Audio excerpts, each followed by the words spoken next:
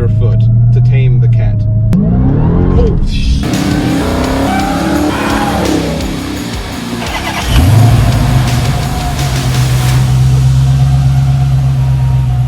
Oh, my name is Derin, editor of Dodge Forum, and today we've got the 2021 Dodge Charger SRT Hellcat Redeye wide body. The Charger Hellcat Redeye comes at a base price of about $69,995. But this particular example clocks in at about $92,960. Now, obviously you're wondering, how in the world can a base price jump up that high? Well, I'll show you. But before we get into that, let's start with the standard features of the Hellcat Redeye wide body compared to the Charger Hellcat wide body that debuted last year. Comes with competition suspension for the wide body, adaptive damping, after chiller for racing. You've got line lock, launch control. All those things are also present on the Charger Hellcat wide body. However, there's one major difference if you haven't figured it out by now. Now, the motor is a Hellcat motor, just like you find in the Challengers and Charger Hellcats. However, this one's beefed up to 797 horsepower, just like the Challenger Hellcat Redeye from last year. This one in particular comes with the customer preferred 2BZ package. What does that include? That includes satin badges, some interior features, but most importantly, the SRT power chiller.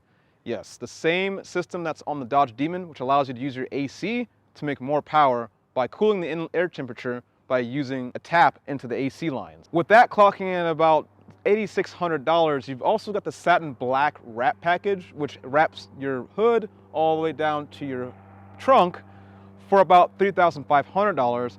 And you've got the Harman Kardon package for the audio. That's about $2,000. You've got a lot going on here. Let's go ahead and open this bad boy up. So, from the jump, you can tell the seats just completely are the centerpiece of the vehicle. I mean, I call them peanut butter seats. I think Dodge calls them like beige and sepia.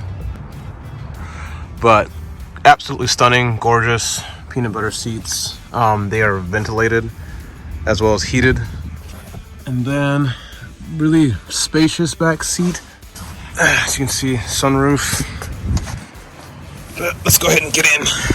Start her up. Hellcat logo. Check. Miles per gallon. Miles per gallon. Abysmal. So the Hellcat Charger wide body and the Hellcat Charger Redeye wide body perform pretty similarly when it comes to cornering and when it comes to active damping, because they both have competition suspension and active damping as standard. But one of the things that you will notice right off the bat is it has more horsepower, and that's because the 90 extra horsepower does make a difference in this case. It makes a huge difference. If you've driven a regular 707 Hellcat Charger, you know just how insane this is. I'm in automatic mode right now, and just look how crazy this is. Oh, I literally just pressed in maybe about a quarter of the way on the throttle. Auto is on, traction control is on, and the traction are on street, and yet I still lost traction. Like, it's really easy to let this car get away from you. That's why you have to really tame your foot and just be mindful of the amount of power that you have, because if you're irresponsible, it can go left very quickly.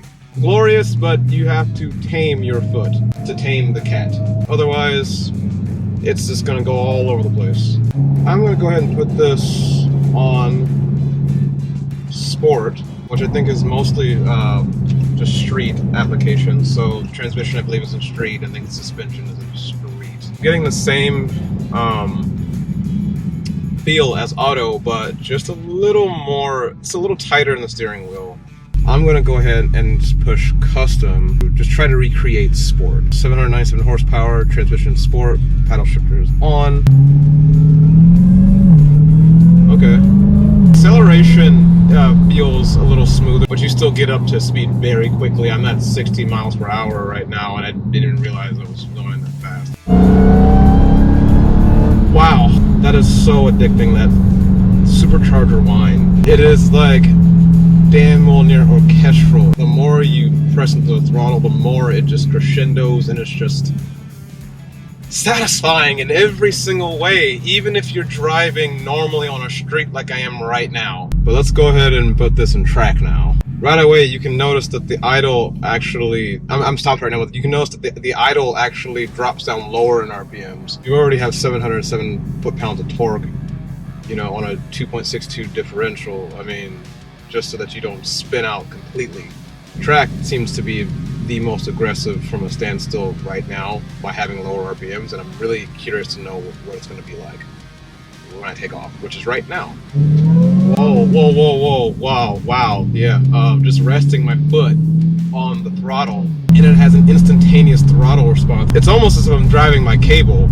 It's kind of crazy how this drive-by-wire in this, you know, implementation in this mode in track, it feels like old school muscle, you know? And I love it because Dodge, they're so traditional in a lot of ways, and this actually just, I guess, pays tribute to that in my mind. With all this power and performance and just, you know, attitude, you can easily turn this car into a family cruiser, which is what I'm doing right now. I'm still in track mode right now, but even in track mode, if you just modulate your foot, you can make this car just as easygoing as you want to make it, or you can make it as insane as you want to. Dude, it's that easy. The thing about this Redeye though is that between it and the Charger Hellcat widebody, I argue that the Hellcat Charger widebody actually has better control around corners. Alright, so I'm going to go ahead and put this in 500 horsepower mode, which automatically sets me to street mode for the transmission. However, I'm free to adjust the traction and suspension and steering as needed. Let's see if we can get some tunnel action.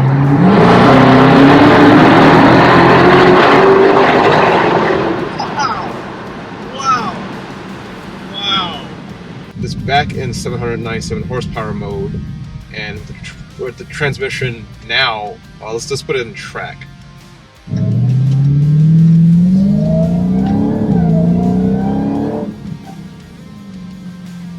Thanks. Didn't mean to scare them on the right. While I like the steering wheel, it's nice and big for a family car. It's not really as tight or as ergonomic as the GT500 or the Camaro ZL1. It just isn't. However, it is very comfortable in the hand. That being said, comfort is one thing, but even in track, like, it feels tight. But compared to a ZL1, compared to a Ford Mustang GT500, still has a little bit of work to do.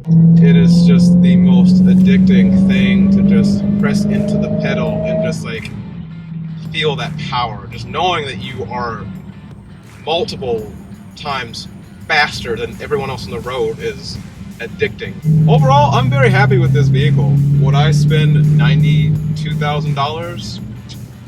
That's a bit of a stretch, but with some modifications, I can easily get this down to 74 or 78 actually. It's a blast to drive no matter what. You would do fine just getting a regular Hellcat Charger wide body. That's enough power right there. This is just icing on top of the icing that's on top of the red velvet cake. Well, there you have it, folks. The Charger Hellcat Redeye wide body is one of the craziest automotive examples in mass production that you can imagine for a family. 797 horsepower, 707 foot-pounds of torque. It's a lot for the road, but it's so much fun. And I'm gonna feel really bad giving this vehicle away. Oh, giving it back, not giving it away. Once you get a taste of 797 horsepower and 707 foot-pounds of torque, it's really, really hard to go back to anything less than that. Until then, next time.